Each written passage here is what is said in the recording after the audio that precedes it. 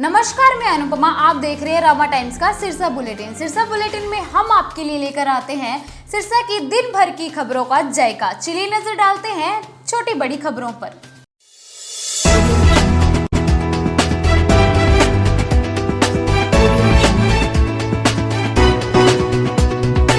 गेहूं खरीद की बनाई गई सरकार की नीतियों से समस्त आढ़तियान एसोसिएशन परेशान है, जिसके चलते आढ़ती एसोसिएशन ने हड़ताल पर जाने का मन बना लिया है। एसोसिएशन के प्रधान हरदीप सरकारिया का कहना है कि अनाज मंडी सिरसा प्रदेश की सबसे बड़ी अनाज मंडी के रूप में जानी जाती है। आपको बता दें कि सिरसा में 5 अलग अलग अनाज मंडियां हैं, परंतु अब 5 मंडियों को एक मंडी यूनिट मानकर किसानों की संख्या निर्धारित की गई है। टोकन की संख्या कम करने और 5 मंडियों को एक ही मंडी मानने के विरोध में आढ़ती एसोसिएशन ने बुधवार को सरकार को 2 दिन का अल्टीमेटम देकर अनिश्चितकालीन धरने की चेतावनी दे डाली है। इसके लिए हमारी मांग जो है, सिरसा अनाज मंडी है वो हरियाणा प्रदेश की सबसे बड़ी अनाज मंडी है। यहाँ 5 मंडियाँ जोड़कर एक मंडी बनी हुई है, जिसमें कपास मंडी अलग से है, 15 एकड़ में बनी हुई है। एडिशनल मंडी अलग बनी हुई है, सेकंड एडिशनल मंडी अलग बनी है, अराउंड एडिशनल मंडी अलग बनी हुई है, और जो प्रमुख अनाज मंडी है वो 25 एकड़ में अलग बनी हुई है। ये समय समय पर अलग अलग मंडियां बनी हुई हैं। इनका नोटिफिकेशन एरिया अलग अलग है, परंतु किन्हीं कारणों से कहीं भी हमारे अधिकारियों से गलती लगी है, इसको एक ही यूनिट बना दिया गया। हमारी ये डिमांड है कि इसको 5 यूनिट बनाए जाएं। जैसे इन्होंने अस्थायी केंद्रों पे आधा पौना एकड़ पे और कच्चे फड़ पे इन्होंने बना रखे हैं, अपने अस्थायी केंद्र बना रखे हैं, तो मैं चाहता हूं कि इसको, जब हमारे पास 65 एकड़ एरिया पक्के फड़ बने हुए हैं, पक्के शेड बने हुए हैं, पूरे प्लेटफार्म तैयार हैं, तो इनको 5 सेंटर बनाए जाएं। और 5 सेंटर बनाकर आढ़ती जो 450 के करीब आढ़ती हैं, उनकी अलग अलग मैपिंग करवा के उनको अलग अलग एरिया दिया जाए, ताकि यहाँ सुचारू रूप से काम चले।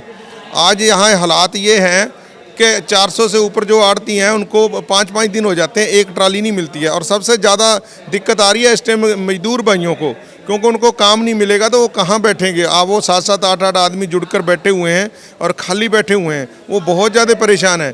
पहले तो 1-1.5 महीने का सीजन लगा के वो निकल जाते थे, अब वो उनको बैठने के लिए भी बड़ी मुश्किल हो रही है। तो मेरी ये डिमांड है सरकार से कि आप इनके 5 सेंटर बनाओ, 5 सेंटर बनाकर और अलग अलग तरीके से इसको करो। जब भी हम बात करते हैं उच्च अधिकारियों से, वो कहते हैं आपके 26 परचेज सेंटर बना रखे हैं, अगर यहाँ बना देंगे तो यहाँ सोशल डिस्टेंस कैसे रहेगी। तो मैं अधिकारियों से ये पूछना चाहता हूँ, वहाँ जो आधा एकड़ में आपने फैक्ट्रियों में या प्लाटों में ये बना रखे हैं, वहाँ कौन सी सोशल डिस्टेंस रह रही है? कोई अधिकारी जाकर देख रहा है वहाँ पर कि 50-50 किसानों के आप वहाँ ट्रालियाँ भेज रहे हो, 50-50 किसानों को आप वहाँ पर जो मैपिंग करवा के वहाँ जा रहा है माल, वहाँ तो जगह ही नहीं है। जो कॉटन फैक्ट्रियाँ हैं उनके तो फड़ बने हुए हैं, उनके सिर्फ जो बीच में सड़कें बनी हैं उनके ऊपर माल डाला जा रहा है। तो हर तरीके से सिर्फ एक और सच्चा सौदा में ही प्लाट बना हुआ है, पक्का छत बना हुआ है, बाकी कोई जगह नहीं है। भगत सिंह स्टेडियम में जो इन्होंने पार्किंग के अंदर बना रखी है, सिर्फ वहाँ 1 एकड़ से ज़्यादा जगह नहीं है। तो ये अपनी जिद पे अड़े हुए हैं कि हमने 26 पॉइंट बना दिए, जो सरासर गलत हैं।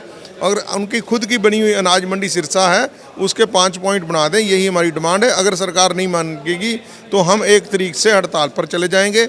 बिल्कुल हम अनिश्चितकालीन हड़ताल करेंगे। और हमारे साथ, हमारे से ज़्यादा जो मजदूर भाई हैं वो ज़्यादा परेशान हैं, वो हमारे से पहले हड़ताल करने के लिए तैयार बैठे हुए हैं। तो हम ये मंडी को काम काज बंद कर देंगे। आढ़ती एसोसिएशन के 1 मई से हड़ताल के निर्णय पर लेबर एसोसिएशन भी सहमत है। बुधवार को समर्थन पत्र के माध्यम से लेबर एसोसिएशन से संपूर्ण आढ़तियल का समर्थन किया। वहीं हरियाणा मंडी मजदूर एसोसिएशन के प्रधान कृष्ण लाडवाल ने कहा कि सरकार की नीतियों से सिर्फ आढ़तियान ही नहीं, अपितु किसान और लेबर भी परेशान हैं।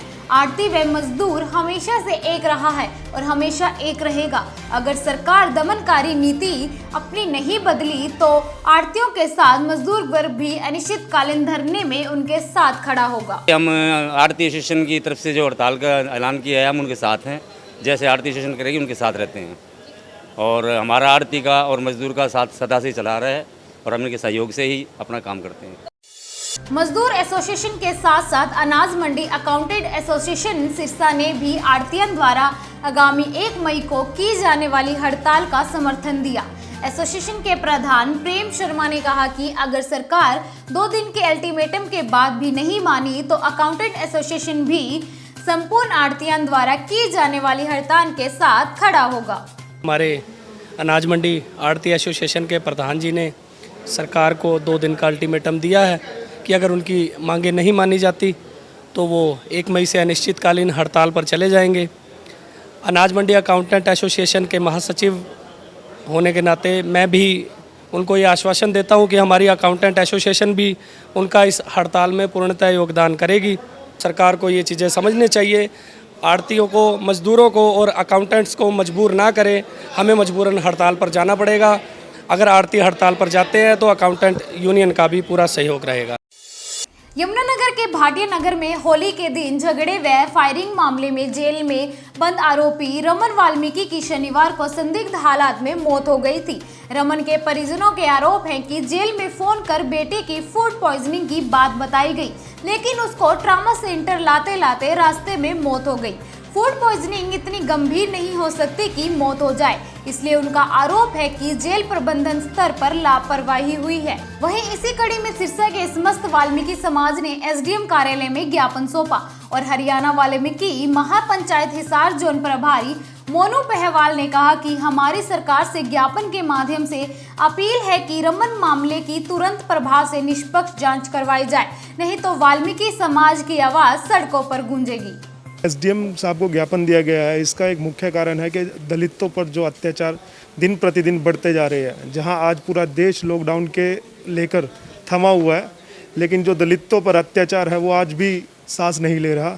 उसी का एक उदाहरण यमुनानगर में रमन वाल्मीकि, एक युवा समाज सेवी, हमारा वीर योद्धा जो हम आज खो चुके हैं, उनकी जो मृत्यु हुई है वो जेल प्रशासन के तहत रहते हुए उनको फूड पॉइज़न, खाने में जहर मिला के दिया गया, ऐसी हमारी शंका है। तो हम चाहते हैं कि प्रशासन के दबाव किसी तरह ना मानते हुए उन पर, जेल प्रशासन पर, वहाँ के स्वास्थ्य विभाग पर सीबीआई जांच हो और कड़ी से कड़ी कार्रवाई हो दोषियों के खिलाफ। अगर इस प्रकार की कार्रवाई नहीं की जाएगी तो जब भी लॉकडाउन समापन होगा, जैसे 3 मई के बाद, तो पूरा भारत के अंदर वाल्मीकि समाज अपनी आवाज़ आज सोशल मीडिया पर मजबूत करे बैठा है, लेकिन वो समय दूर नहीं जब यही आवाज़ सड़कों पर भी सुनाई देगी। कोरोना महामारी के चलते पुलिस प्रशासन दिन रात एक करके अपनी ड्यूटी को बड़ी निष्ठा के साथ निभा रहा है। वहीं होमगार्ड वॉलेंटियर्स शहर के हर चौक चौराहे पर 24/7 अपनी ड्यूटी निभाता है, बिना अपनी जान की परवाह के। इसी कड़ी में सिरसा के डीएसपी राजेश चेची ने सभी का मनोबल बढ़ाने व सबको प्रोत्साहित करते हुए होमगार्ड वॉलेंटियर्स को सम्मानित किया।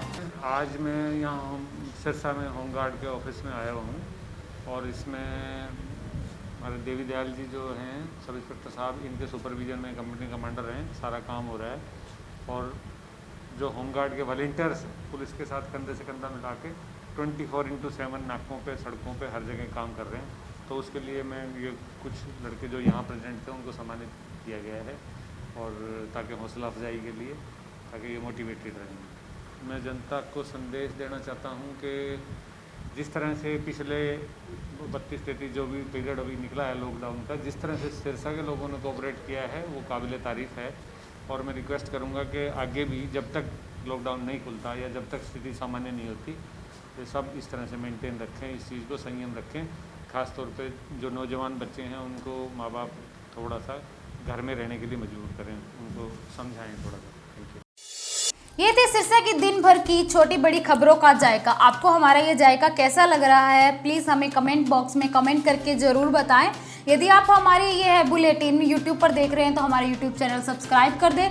यदि फेसबुक पे देख रहे हैं तो हमारा फेसबुक पेज फॉलो करना ना भूलें।